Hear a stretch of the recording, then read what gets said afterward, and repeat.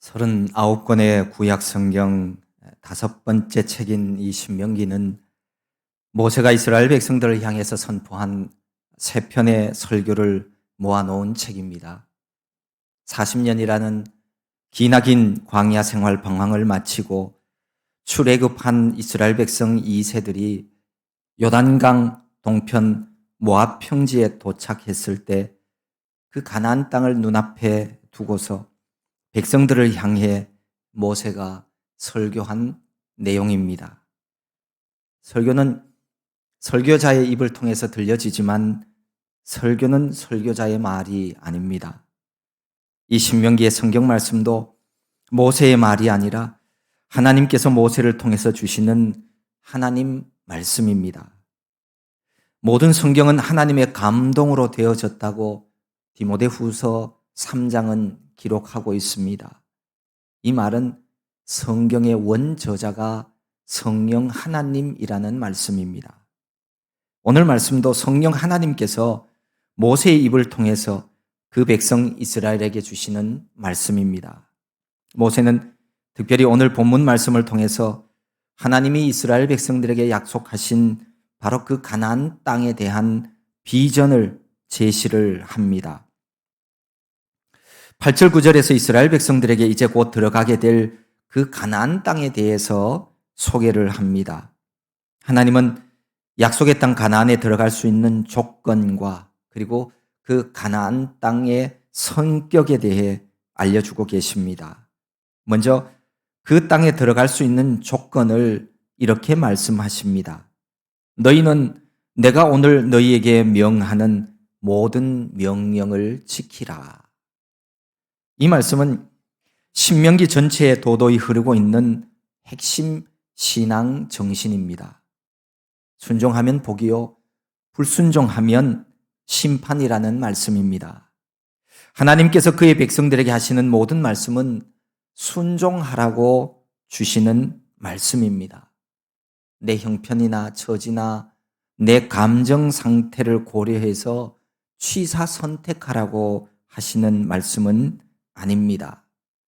생각하지 않는 것이 죄라고 하는 말씀처럼 우리 그리스도인들은 늘 하나님의 말씀을 생각하면서 그렇게 살아야 합니다. 게으름 때문에 생각하는 일조차 힘들어 한다면 믿음 생활은 할 수 없습니다. 여러분 생각해 보십시오. 순종해도 되고 순종하지 않아도 되는 말씀이라면 하나님께서 왜 우리에게 굳이 이 말씀을 우리에게 주실까요? 하나님은 모든 말씀을 권고사항으로 주신 것이 아니라 순종하라는 명령으로 주신 것입니다. 순종이 믿음이고 순종하는 믿음을 통해서 우리 모두는 구원을 얻습니다. 지난 주일에도 이스라엘아 들으라 라고 하나님 말씀하셨는데 한 주 동안 그 말씀을 마음에 새기고 그렇게 말씀 따라 살아오셨는지요? 그랬다면 참 잘하신 일입니다. 그게 바로 신앙생활이고 믿는 생활입니다. 만약에 말씀을 묵상하며 말씀 따라 순종하지 못했다면 오늘부터 말씀에 순종하십시오. 그래야 합니다. 말씀에 순종해야 성경이 말하는 말씀의 능력을 우리가 맛볼 수가 있고요. 말씀과 기도로 우리가 거룩하게 되어질 수 있습니다. 하나님이 약속하신 가나안 땅에 누가 들어가 살 수 있는가 하면 하나님 주시는 명령을 지키는 자가 그 땅을 차지하게 된다고 말씀합니다. 이거는 단순하게 모세의 시대에만 적용되는 말씀이 아니라 우리 모두가 장차 들어갈 영적인 가나안 땅도 역시 마찬가지입니다. 하나님은 또 그 가나안 땅의 성격에 대해서도 이렇게 선포하십니다. 그리하면 너희가 강성할 것이요 너희가 건너가 차지할 땅에 들어가서 그것을 차지할 것이며. 결국 이 말씀은 가나안 땅은 하나님께서 주시는 땅이라는 말씀입니다. 하나님께서 강하게 해 주셔야 그 땅을 차지할 수 있습니다. 하나님이 힘과 능력을 주셔서 우리로 하여금 거기에서 살게 해 주시겠다라는 말씀입니다. 그리고 10절, 11절에 와서는 이스라엘이 전에 살던 애굽 땅과 장차 들어갈 가나안 땅을 비교하면서 말씀을 하십니다. 10절에서 애굽 땅은 파종한 후에 발로 물대기를 채소밭에 댐과 같이 하였다고 하십니다. 이거는 그만큼 물이 풍부했다는 거예요. 나일강 물을 활용해서 농사를 잘 지었다는 뜻입니다. 애굽은 비가 오지 않는 나라입니다. 매년 정기적으로 범람하는 나일강 물에 전적으로 의존을 합니다. 그 물을 사용하기 위해서 우물이나 연못 혹은 호수나 운하 등 온갖 관계시설을 만들어 놓았습니다. 그리고 그 물을 논밭에 끌어대기 위하여서 사람들이 어깨로 물통을 운반하기도 하고 기구를 사용해서 떠내기도 하였습니다. 발로 물대기라고 하는 이 표현은 수차를 발로 돌려서 농경지에 연결된 수로에 물을 끌어들이는 것을 표현하고 있습니다. 그러니까 한마디로 애굽은 사람의 수고와 노력이 요구되는 땅이었다라는 뜻입니다. 반면 11절에서 가나안 땅은 산과 골짜기가 있어서 하늘에서 내리는 비를 흡수하는 땅이라고 말씀합니다. 대부분이 평지인 애국과는 달리 수많은 산과 언덕 그리고 골짜기로 이루어져 있는 이 가나안의 지형은 자연적인 저수지와 수로를 형성하게 되어 있습니다. 거기다가 14절에 있는 말씀처럼 이른 비와 늦은 비까지 적당하게 내려주시니까 애굽같이 관계시설이나 사람의 수고와 노력이 없어도 농사를 지을 수 있는 땅이다라는 말씀입니다. 사실 객관적으로 비교를 해보면 평지로만 되어 있는 애굽 땅보다 산악지대인 이 가나안 땅은 누가 봐도 농사 짓기가 더 힘듭니다.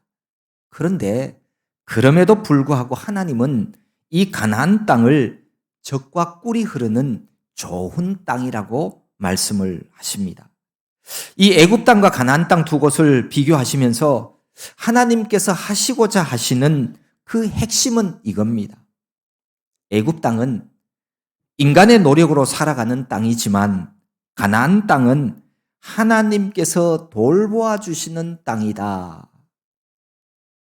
하나님께서 돌보아 주시는 땅에 대해서 구체적인 설명이 이제 12절 후반절부터 나타납니다. 그 땅은 연초부터 연말까지 하나님 여호와의 눈이 항상 그 위에 머무는 땅이라는 것입니다. 이 연초부터 연말까지라고 하는 말은 그 뜻은 이제 항상 언제나 그런 것이죠. 처음부터 끝까지 그런 뜻이니까요. 열왕기 말씀에 보면 오늘 말씀과 비슷한 표현이 있습니다. 나는 내가 건축한 이 성전을 거룩하게 구별하여 내 이름을 영원히 그곳에 두며 내 눈길과 내 마음이 항상 거기에 있으리니 라는 말씀입니다. 하나님의 눈길이 솔로몬 성전에 있다는 말씀입니다. 성전은 하나님 영광이 머무는 곳이기에 하나님의 눈길과 하나님의 마음이 항상 거기에 있습니다. 결국 하나님 백성들은 하나님 눈길이 머무는 곳이 되도록 하기 위해서 내가 성전이 되어야 해요. 실제로 신약성경 고린도 전서 3장에 보면 너희가 하나님의 성전인 것을 알지 못하느냐 이렇게 말씀하십니다. 우리의 몸이 하나님의 성령이 거하시는 성전이 되어질 때 하나님의 눈이 보살피는 은혜의 장소가 되어진다는 말씀입니다. 또 시편 34편에 보면 이런 말씀도 있어요. 여호와의 눈은 의인을 향하시고 그의 귀는 그들의 부르짖음에 기울이시는도다. 여호와의 눈은 온 땅을 두루 감찰하시지만 특별히 전심으로 자기에게 향하는 자들을 위하여 능력을 베풀어 주신다. 여호와의 눈이 그 위에 머문다라고 하는 이 말은 이스라엘 백성에 대하여 하나님께서 애정 어린 관심과 공급을 허락해 주신다는 그런 뜻입니다. 결국 하나님이 주시겠다는 약속의 땅, 이 가나안 땅은 하나님의 뜻을 따라 하나님 방식대로 살아가는 하나님이 다스리는 땅이라고 하는 사실을 알게 해 주십니다. 그러므로 이 가나안 땅에서 살아가는 삶의 방식은 인간적인 노력과 성취로 살아가는 것이 아닙니다. 하나님 명령 지키고 하나님께 순종하며 살아가는 곳, 그곳이 바로 하나님이 약속하신 땅이다. 그곳이 바로 너희들이 들어가서 살아갈 가나안 땅이다 라는 말씀입니다. 하나님의 명령을 지키고 순종한다는 것이 무엇인지에 대해서 오늘 그 뒷부분에 보면 구체적으로 두 가지를 말씀을 합니다. 첫째는요, 13절에서 이렇게 말씀합니다. 하나님을 사랑하여 마음을 다하고 뜻을 다하여 하나님을 섬기라 라는 말씀입니다. 하나님 섬기는 일에는 먼저 사랑이 필요합니다. 사랑하는 마음이 있어야 합니다. 여러분, 사람이요, 사랑하지 않고는 섬기는 것이 불가능해요. 하나님 사랑하는 마음, 그 마음이 여러분에게는 있으십니까? 있어야 해요. 그래야 하나님을 진정으로 사랑하고 섬길 수가 있습니다. 이 사랑이라고 하는 말, 이 반대말을 보통 무관심이라고 그러죠. 누군가에게 관심이 있는 사람은 하루 일과 중에 많은 시간을 그분을 생각합니다. 내게 무슨 말을 했는지, 그가 무엇을 좋아하는지, 그분을 기쁘시게 하려면 내가 무엇을 해야 하는지 등등. 그래서 내가 할 수 있는 모든 노력과 능력을 동원해서 내가 관심 있는 그분을 즐겁게 해주고 싶어 합니다. 사실 이게 사랑이에요. 진짜 하나님 사랑하면 온 마음을 다해서 하나님을 섬기게 되어 있습니다. 하지만 나에게 있는 것이 진짜 사랑이 아니라면 마음을 다하고 뜻을 다한다? 아니요, 그렇게 하지 않습니다. 그냥 적당히 내 생활에 침해받지 않고 내 하고 싶은 것 유지하면서 적당히 그냥 이어가려고만 합니다.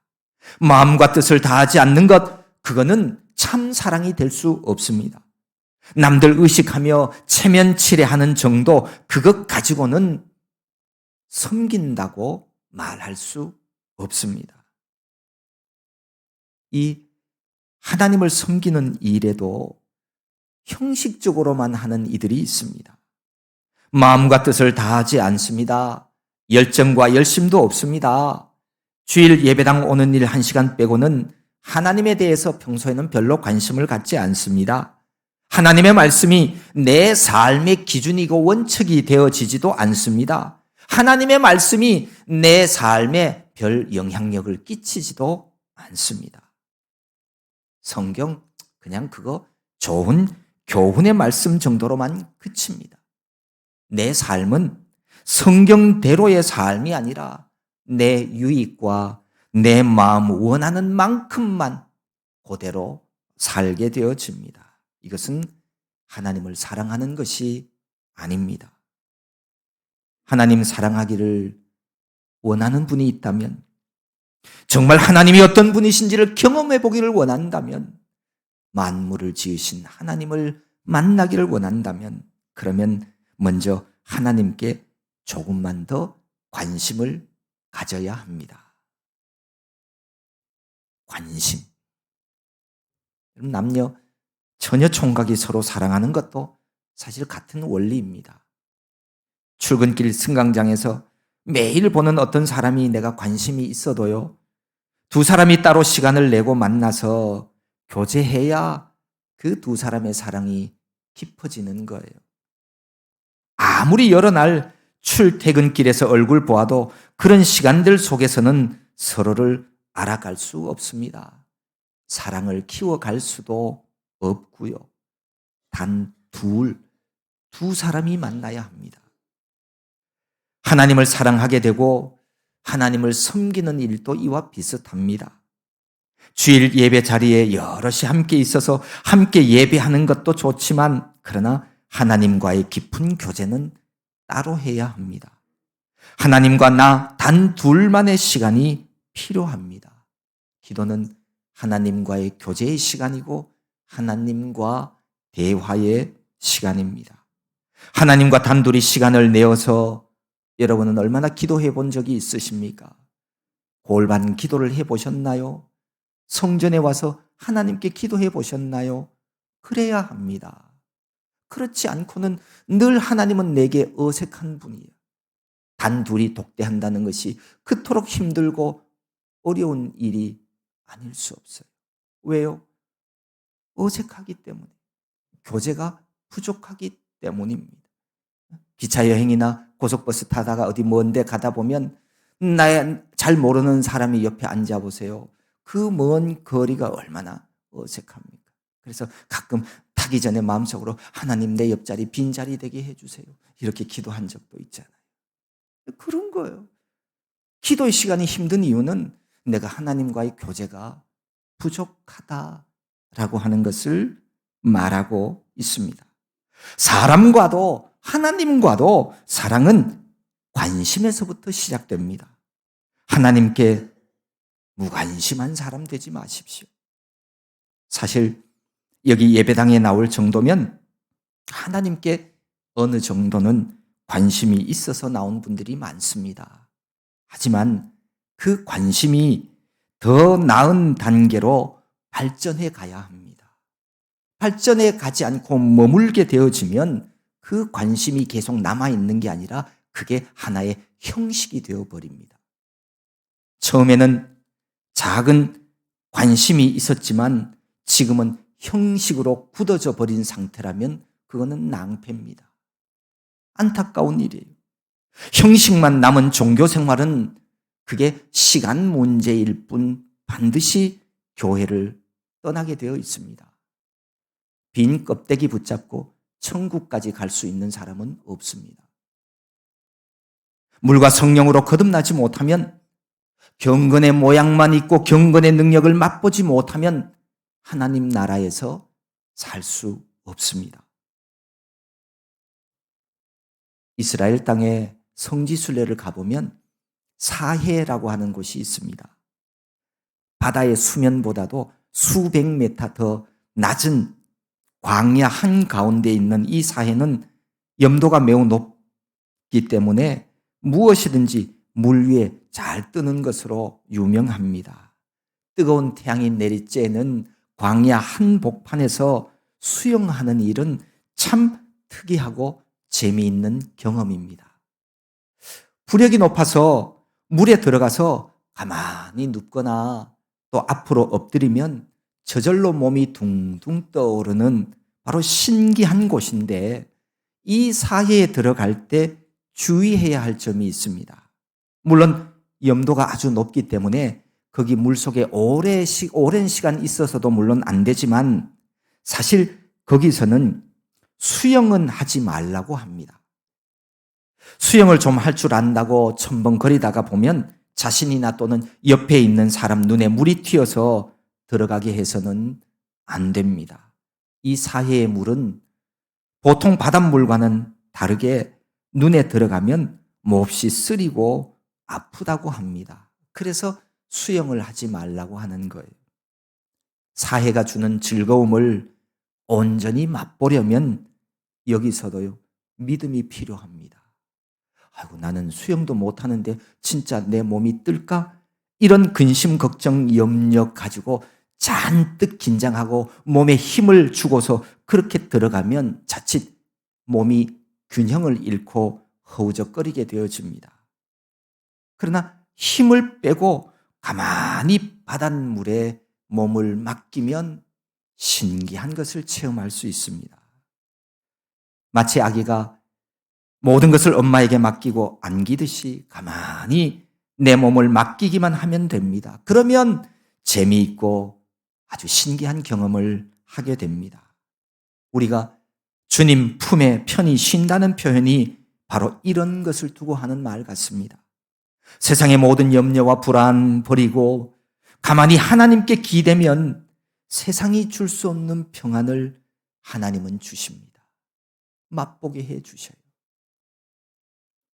괜히 자기 수영 실력 자랑하려고 하거나 믿지 못해서 몸에 힘을 주고 있으면 그 순간 그 사회가 주는 즐거움이나 안전까지도 보장받지 못합니다. 그저 모든 것을 믿음으로 맡기기만 하면 되는 겁니다. 우리에게 생명을 주신 여호와 하나님, 그분은 우리를 사랑하시는 참 좋으신 분이십니다.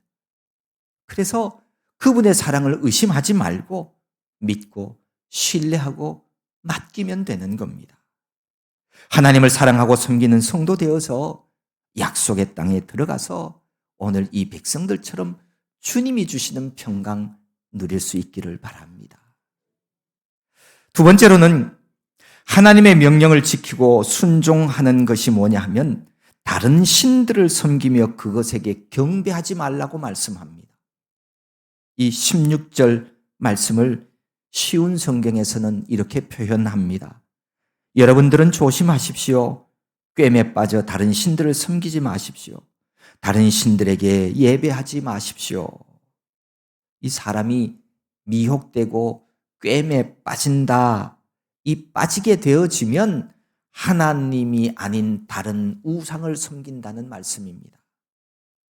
이 미혹한다라고 하는 이 말의 원어의 뜻은 열다라고 하는 뜻을 가진 단어입니다. 그러니까 죄나 유혹에 대해서 방심하면서 자기 마음 문을 열어놓는 걸 말하는 거예요.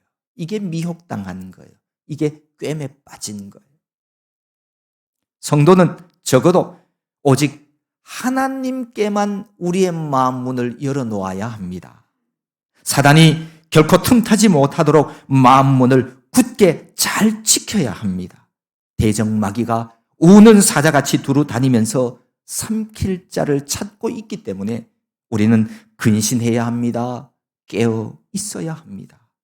모든 지킬 만한 것 중에 더욱 마음을 지키라라고 말씀하신 이유도 여기에 있습니다. 어쨌든 우리가 미혹되지 않으려면 우리 마음 문을 죄나 유혹으로부터 멀리 떨어뜨려 놓아야 합니다. 여러분, 늘 유혹 가까이서 지내는 분은요, 반드시 거기에 빠지게 되어 있어요. 누구도 건강을 장담할 수 없듯이 마치 유혹으로부터 나는 괜찮아, 안전해 라고 장담할 수 있는 사람도 아무도 없어요. 건강을 잃어버리고 싶어서 잃어버리는 사람이 없듯이 이 믿음의 배도 역시 그렇습니다. 내가 의도하지 않아도 얼마든지 믿음 버릴 수 있어요. 하나님을 뒤로 하고 많은 사람들이 가는 멸망의 넓은 길로 걸어갈 수 있는 존재, 그들이 바로 사람이라는 존재들입니다. 거역과 거절이라고 하는 말이 있습니다. 비슷한 말 같지만 차이가 있습니다. 거절에는 이유가 있지만 거역에는 명분이 없습니다. 거절은 어떤 면에서는 정중한 거부이기도 하지만 거역은 무례하고 일방적인 거부에 속합니다. 하나님을 믿는 성도라면 하나님께 대해 거절이나 거역은 어떤 경우에도 합당하지 않습니다. 하지만 성도들에게도 거절이라고 하는 것이 필요할 때가 있어요. 선을 이루기 위해서 악에게 거절하는 것을 말합니다.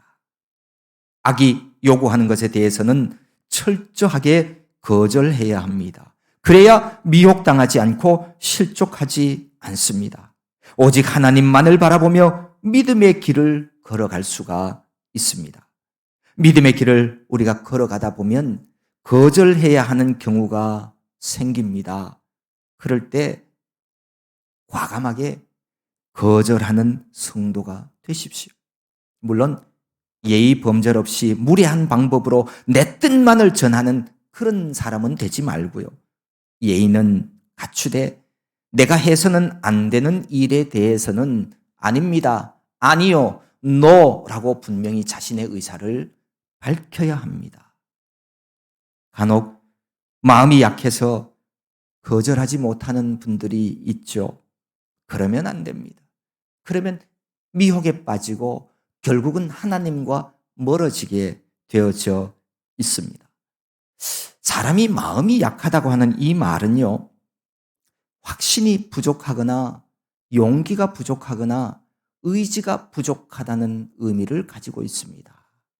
그러기에 여러분 이거 보완해야 돼요. 내가 마음이 너무 약해서 어떤 경우에도 나는 거절을 잘 못해. 아니요. 굉장히 위험한 사람이에요.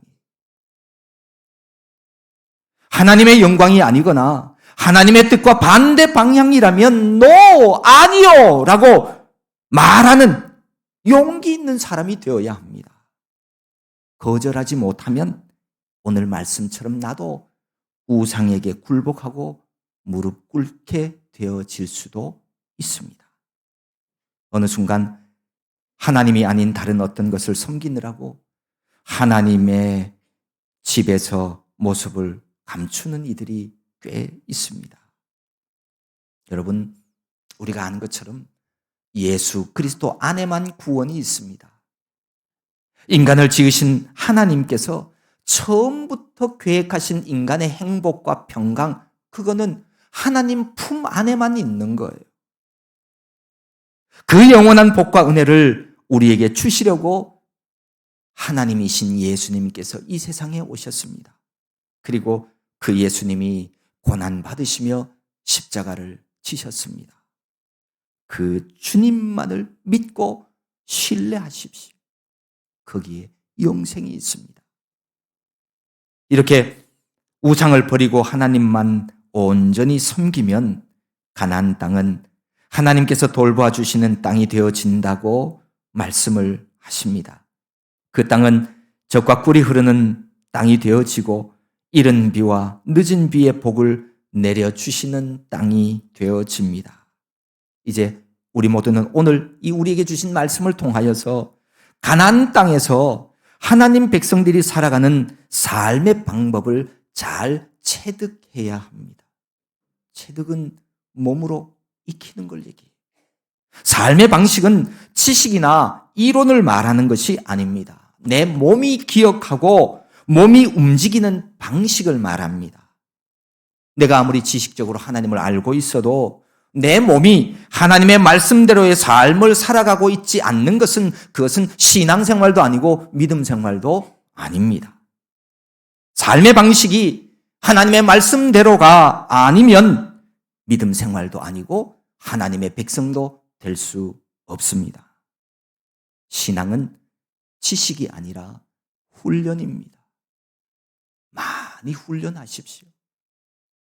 훈련을 통해서 하나님의 말씀이 내 안에 녹아져서 내 삶이 되어질 때 그게 바로 믿음 생활입니다.